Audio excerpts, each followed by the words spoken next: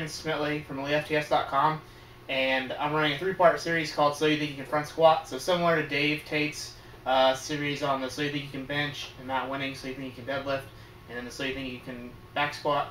We're doing a 3-part series on the So You Think You Can Front Squat. So my friend Joni, she's going to help me demonstrate everything in this 3-part series. The first part is going to cover the grips and the setup for the front squat. The second part is going to cover the execution of the lift. So actually, after you walk out the bar, what you need to be focusing on. The third part is going to be considerations for the front squat, covering shoes and things of that nature. Okay, I'm here with Joni, and we're first going to demonstrate the grips that can be used on the front squat. The main ones that are used are the clean grip, the cross the shoulder, and then most people use a harness if they have a harness. So the first one we're going to cover is going to be the clean grip. With the clean grip, your fingers are going to be just as if they were if you were going to clean the bar instead of power clean and jerk. So Joni's going to get under the bar. I'm just let her do her thing, and we're going to talk about some things.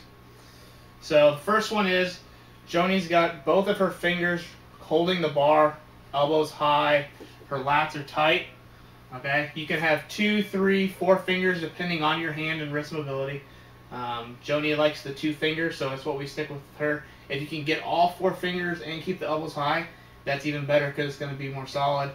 As with all the grips, what's important is creating the shelf up here that the bar can sit on. So after you walk the bar out, the bar is not going to roll off your chest.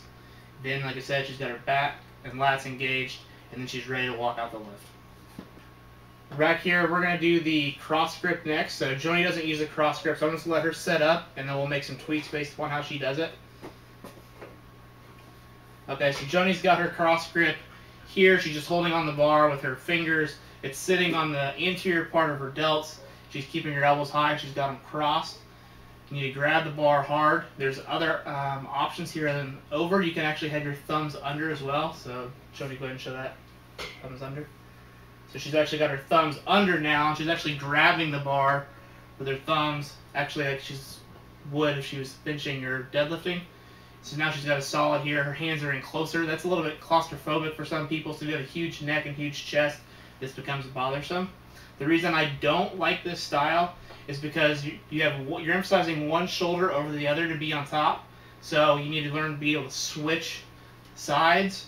Or if you get good at one side, you could see some nagging shoulder problems in one shoulder over the other. Also, it becomes a really anterior delt. That anterior delts are going to give out before any other part of the movement with this style of grip.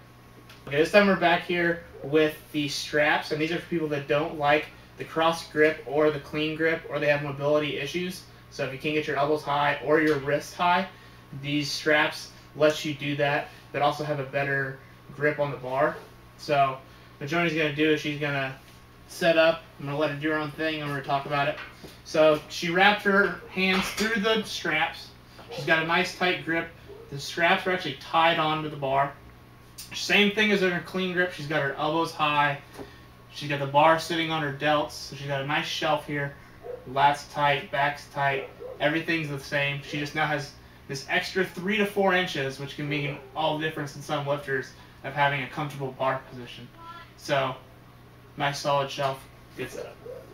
Okay, now that we've covered the different grips and setups before you get on the bar, we're actually going to talk just the setup. So I'm going to let Joni do her own setup, and then we're going to talk about some points of emphasis before you even get the bar out of the rack. So the setup is going to dictate a lot of the stuff before you even walk the bar out, because most people don't even use a monolift for front squats. They usually walk them all out. So it's not an actual competition lift.